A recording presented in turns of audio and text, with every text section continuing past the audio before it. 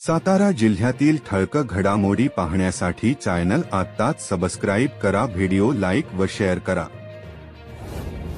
साताऱ्याच्या कास पठारावरील एका हॉटेलमध्ये बारबाला नाचवून रेव्ह पार्टी केल्याचा धक्कादायक प्रकार समोर आला आहे।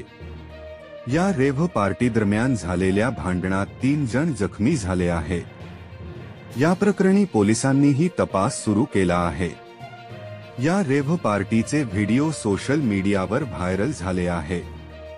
पार्टीमध्ये दारू पिऊन धिंगाणा घालतानाचे हे व्हिडिओ आहे। या प्रकरणी अद्याप गुन्हा दाखल झाला नसला तरी सातारा पोलीस अधीक्षक समीर शेख यांनी या प्रकरणाची चौकशी सुरू केली आहे। कोणत्याही पोलीस बंदोबस्तात रेव्ह पार्टी झाली नसल्याचं पोलीस अधीक्षकांनी सांगितलं आहे। तसंच या प्रकरणाचा अहवाल लवकरात लवकर तयार करून दोषींवर कारवाई केली जाईल, असंही पोलीस अधीक्षकांनी स्पष्ट केलं आहे।